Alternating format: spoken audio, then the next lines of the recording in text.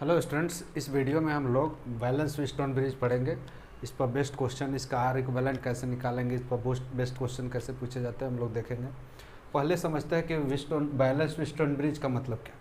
जो देखो A5 पर रेजिस्टेंस का अरेंजमेंट आपको दिख रहा है। बैटरी जो है इस टर्मिनल के क्रॉस कनेक्टेड है और इस बीच में एक R5 रेजिस्टेंस मान ले रहा हूँ, कुछ भी हो सकता है। ये R1 मान लिया, R2 R3 R3 R4 है, ठीक है। और बीच में इन दोनों को ज्वाइन करने वाला एक रेजिस्टेंस है, ये इसके साथ कनेक्टेड है ऐसे। तो अगर आपसे पूछा जाए कि इसका आर इक्विवेलेंट निकालो तो कितना होगा, तो पहले हमें समझना है कि बैलेंस व्हीटस्टोन ब्रिज क्या होता है। बैलेंस व्हीटस्टोन ब्रिज का मतलब है स्टूडेंट्स कि जो रेजिस्टेंस है R5, जो रेजिस्टेंस R5 है उसमें जो होना चाहिए वो करंट जीरो होना चाहिए। लेकिन इसमें करंट क्या होना चाहिए, जीरो होगा, तभी हम लोग बैलेंस व्हीटस्टोन ब्रिज बोलेंगे। अगर इसमें करंट आएगा, मतलब गैल्वेनोमीटर जो होता है वो चेक किया जाता है डायरेक्शन ऑफ करंट, और छोटे अमाउंट में करंट को मेजर कर सकते हैं। तो यहाँ पर हमें चेक करना है कि जीरो करंट है कि नहीं। तो आप क्या करो, इसमें एक गैल्वेनोमीटर कनेक्ट कर दिया और देखा कि जीरो है इसमें करंट, मतलब जो करंट इधर से इधर करंट नहीं जा रहा और इधर से इधर नहीं जा रहा, यानी करंट इसमें जीरो। तो इसको बोलेंगे कि बैलेंस व्हीटस्टोन ब्रिज। अब सर बैलेंस व्हीटस्टोन ब्रिज होने का कंडीशन क्या है, कब बैलेंस व्हीटस्टोन ब्रिज होगा। तो कंडीशन जो होता है बैलेंस व्हीटस्टोन ब्रिज का, कंडीशन जो होता है वो होता है कि इसका सामने वाला register R1 into R4 is equal to होना चाहिए R3 into R2, R2 into R3 होना चाहिए, यानी R1 into R4 should be equal to R2 into R3, ये होना चाहिए। मतलब सामने इसके अपोजिट वाले आर्म में रेजिस्टेंस की तरह R1 into R4 equal to होना चाहिए R2 इंटू R3। अगर ऐसा होता है तो स्टूडेंट्स ये व्हीटस्टोन जो है ब्रिज जो बैलेंस होगा इसमें करंट का वैल्यू जीरो होगा। लेकिन बच्चे के माइंड में आता है सर आपने प्रूफ कैसे किया, ये कैसे हो गया, ये थोड़ा आप बता सकते हो। अब एक माइंड थोड़ा सा दिमाग लगाओ तो ईजिली इसका डेरिवेशन हो जाता है स्टूडेंट्स। अब देखो इसमें से इधर करंट या इधर से इधर करंट इसमें कब नहीं फ्लो करेगा, जब इसका पोटेंशियल V डैश मान ले रहा हूँ, इसका पोटेंशियल V डैश हो जाए और इसका भी पोटेंशियल V डैश हो जाए, मान लिया, कुछ भी मान सकते हैं, BA और BB मान सकते हैं। ये दोनों का पोटेंशियल सेम होगा तभी करंट नहीं फ्लो करेगा, क्योंकि जब तक पोटेंशियल डिफरेंस रहेगा करंट फ्लो करेगा। पोटेंशियल सेम हो जाएगा तभी करंट नहीं फ्लो कर सकता है। अगर पोटेंशियल है इसमें, पोटेंशियल डिफरेंस है इसमें, तो करंट फ्लो करेगा श्योरली। तो इसका मतलब ये इसका और इसका पोटेंशियल सेम हो गया। तो इसका मतलब है सर कि इधर से जो करंट जाएगा, मान ले रहा हूँ I1 जा रहा है इधर से, तो ये क्या हो जाएगा, इधर से भी I2 जाएगा, क्योंकि इधर तो करंट आएगा नहीं, इधर तो जीरो है I का वैल्यू। तो जो करंट इधर से गया उधर से I1 ही इधर से भी आएगा। और इधर से मान ले रहा हूँ I2 जा रहा है करंट, ये टोटल करंट I मान लो, बैटरी से I करंट आ रहा है, ये I2 इधर जाएगा तो इधर से भी I2 ही आएगा, क्योंकि इधर से भी करंट डिस्ट्रीब्यूट तो नहीं, जो करंट इधर से आया वही इधर चला जाएगा, क्योंकि ना इधर से इधर आ रहा है करंट, ना इधर से इधर जा रहा है। तो यहाँ पर बैलेंस व्हीटस्टोन ब्रिज का कंडीशन है कि इसमें करंट जीरो है तो पोटेंशियल जीरो है, इसका मतलब जो करंट इधर से है वही करंट इधर से भी जाएगा। तो अब क्या कर सकते हैं, इस टर्मिनल के अक्रॉस हम लोग ओम्स लॉ लगा सकते हैं। ओम्स लॉ कि पोटेंशियल डिफरेंस इक्वल्स टू, इसका पोटेंशियल मान लो जीरो है स्टूडेंट, ये बैटरी का इस टर्मिनल को जीरो मान लिया, इसका V मान लिया, तो इसका भी पोटेंशियल V होगा, क्योंकि यहाँ पर कोई भी पोटेंशियल ड्रॉप तो नहीं होगा, इसका भी V ही होगा। इसका जीरो है तो जीरो जीरो जीरो ही, ठीक है। तो इसके क्रॉस ओम्स लॉ लगा लेते हैं, तो क्या होगा, V minus V dash equal to I1 into R1 लिख सकता हूँ स्टूडेंट, ये लिख सकता हूँ कि नहीं, लिख सकता हूँ।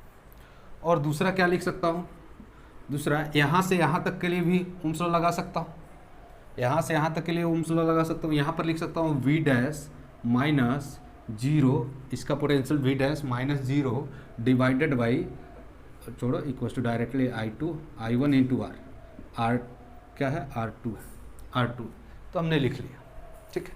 सिमिलरली इसमें भी पोटेंशियल ड्रॉप लिख सकते हैं, क्या लिख सकते हैं, V minus V dash equal to I2 into R3 है, क्योंकि यहाँ से ये V है और ये V डैश है, तो पोटेंशियल ड्रॉप कितना हो जाएगा, V minus V dash equal to I2 into I3।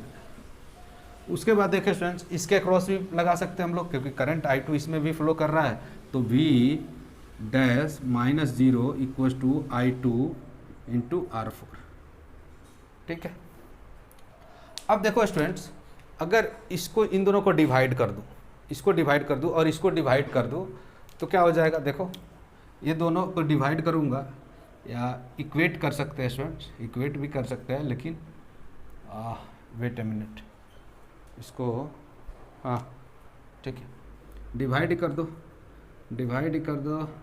ठीक, ये कितना हो जाएगा, इन दोनों को डिवाइड कर दूंगा तो ये हो जाएगा I1, wait a minute, I1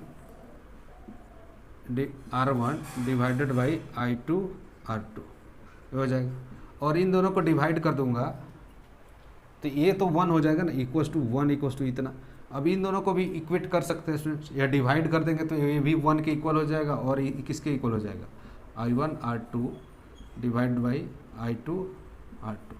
अब देखो ये कैंसिल हो जाएंगे स्टूडेंट्स, या ऐसे भी कर सकते थे, I1 I2 का वैल्यू निकाल के डिवाइड कर देते, ऐसे भी आ जा रहा है, ऐसे भी I1 कैंसिल हो जाएगा, ये आ गया ये R4 है ना, वेट मिनट, ये R3 है और ये R4 है, सॉरी, तो ये कैंसिल हो जाएगा, इससे ये कैंसिल हो गया, ये इससे कैंसिल हो गया, तो ये बचेगा क्या, R1 into R4 equals to R2 into R3 R3। तो ये हमारा कंडीशन आ गया। या ऐसे भी कर सकते थे स्टूडेंट्स, देखो इसको ये जो है एक I1 का वैल्यू निकालते B1 minus B dash divide by R1, यहाँ भी B minus B dash divide by R3 equals to I2 है ना। तो यहाँ पर इन दोनों का रेशियो निकाल सकते थे, इन दोनों का रेशियो निकाल सकते थे, फिर इन दोनों का रेशियो निकाल लेते, इसमें I1 और I2 का रेशियो निकाल लेते है ना, फिर कैंसिल हो जाता है स्टूडेंट्स, यहाँ पर ये कैंसिल हो जाता, रेशियो निकाल लेते। तो इसको इससे डिवाइड, ऐसे इसी से डिवाइड कर लो यार, इजीली दिख रहा है, ऐसे डिवाइड कर लो, 1 इधर लेफ्ट साइड 1 हो जाएगा, इधर में भी लेफ्ट साइड 1 है, 1 1 के इक्वल है, तो ये वाला टर्म और ये वाला टर्म इक्वल हो जाएगा। ठीक है, तो इस तरह से भी आ गया। तो ये हमारा व्हीटस्टोन ब्रिज का कंडीशन आ गया कि अब इसका आर इक्विवेलेंट कैसे कैलकुलेट करेंगे सर। अब आर इक्विवेलेंट कैलकुलेट करना है, जैसे कि हमें ये दे दिया, ऐसा दे देगा रेजिस्टेंस, R1 का वैल्यू दे देगा 5 ओम, इसका दे दिया मान लो 10 ओम दे दिया, और इसका दे देगा ऐसे ही 25 ओम दे दिया, इसका मान लो 25 ओम, और इसका दे दिया 2 ओम, और हमसे पूछ दे कि बताओ कि आर इक्वल, इसका दे दिया 50 ओम, ऐसे दे दिया 50 ओम। अब हमसे पूछेगा आर इक्विवेलेंट बताओ, तो पहले क्या चेक करेंगे कि इसका और इसका प्रोडक्ट कितना हो रहा है, 50 हो रहा है, और इसका प्रोडक्ट, इसका भी 50 हो रहा है, मतलब R1 इंटू R2 50, ऐसे देख सकते हैं 5 इंटू 10 इज इक्वल टू है 25 इंटू 2। इसका मतलब ये व्हीटस्टोन ब्रिज बैलेंस है। जब व्हीटस्टोन ब्रिज बैलेंस है तो इसमें करंट फ्लो ही नहीं करेगा स्टूडेंट्स।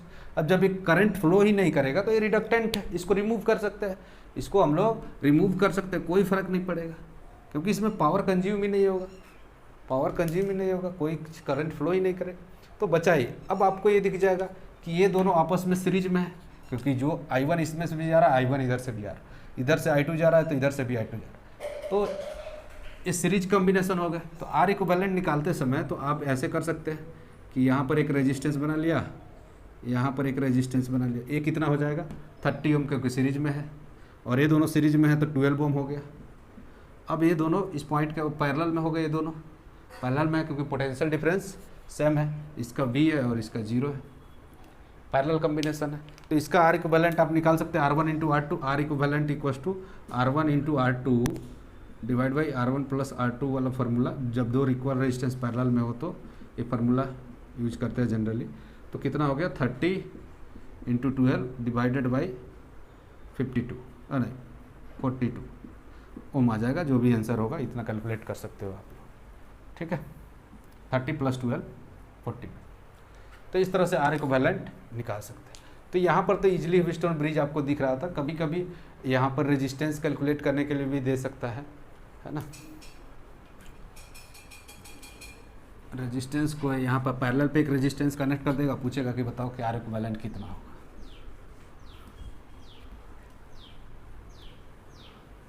अब देखो कभी कभी तो व्हीटस्टोन ब्रिज आपको दिखेगा ही नहीं स्टूडेंट्स, कभी कभी व्हीटस्टोन ब्रिज दिखेगा, यहाँ पर तो व्हीटस्टोन ब्रिज आपको दिख गया, कभी कभी ऐसे दिया रहेगा ऐसे एक रेजिस्टेंस कनेक्ट कर देता हूँ। देखो आपको व्हीटस्टोन ब्रिज दिखेगा ही नहीं, लगेगा ही नहीं कि ये व्हीटस्टोन ब्रिज है, लेकिन है ये व्हीटस्टोन ब्रिज ही है ना। आप ट्राई कर लो, पहले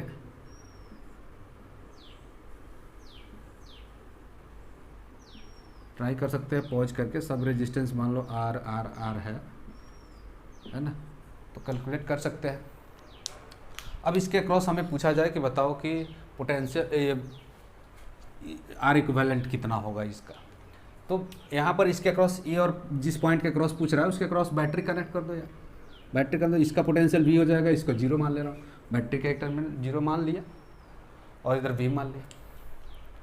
अब यहाँ पर देखो स्टूडेंट्स कि सर इसका पोटेंशियल हमें नोन है ही नहीं, ये भी इसका भी नोन नहीं है, इसका और इसका नोन है। तो देखो जिसका पोटेंशियल नोन नहीं है उसको कुछ मान लेते हैं। इसको मान लिया वी डैश, क्योंकि ये इसका तो वी है, इधर भी वी है, इसका यहाँ तक वी है, ठीक है।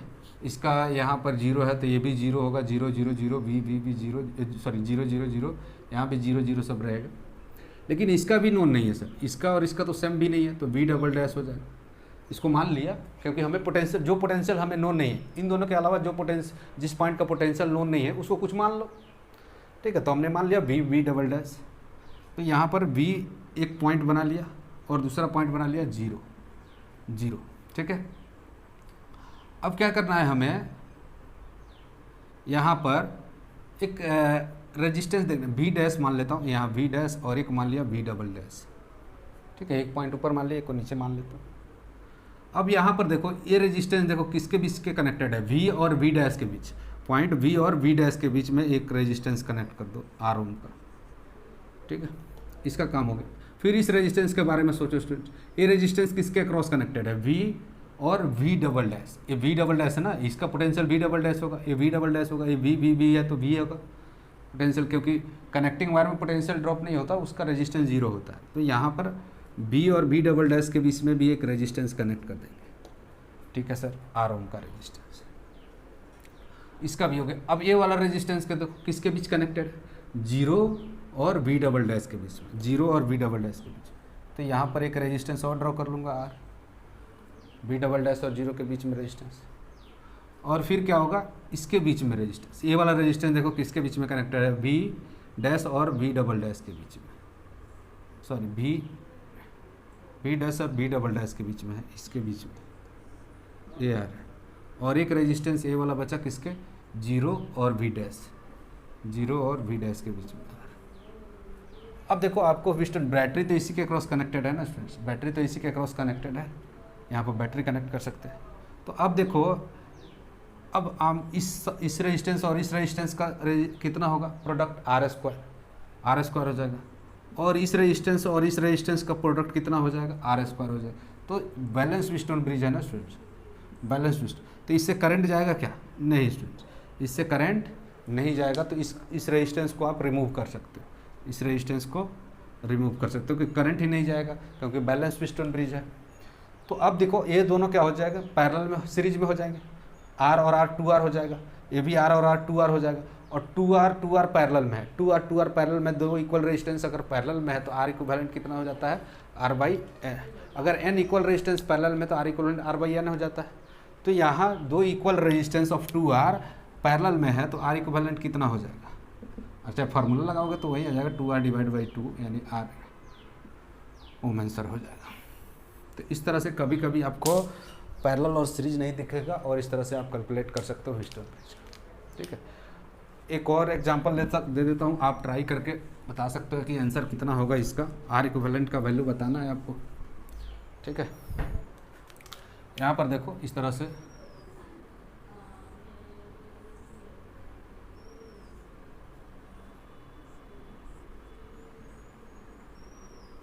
इसमें सब में रेजिस्टेंस आर है, यहाँ से ये आर है, यहाँ पर भी आर रेजिस्टेंस है, यहाँ पर रेजिस्टेंस आर है, यहाँ पर भी रेजिस्टेंस आर है, ठीक है। आपको बताना है ए और बी पॉइंट के अक्रॉस सबका रेजिस्टेंस आर है, आर इक्वल रेजिस्टेंस, सब जगह लिख देता हूँ आर आर आर। इसका बताना है R equivalent across A and B, बताना है अक्रॉस ए एंड बी। आप चैट बॉक्स कमेंट बॉक्स में अपना आंसर दें और वीडियो अच्छा लगे तो लाइक और सब्सक्राइब जरूर कर दें, ठीक है।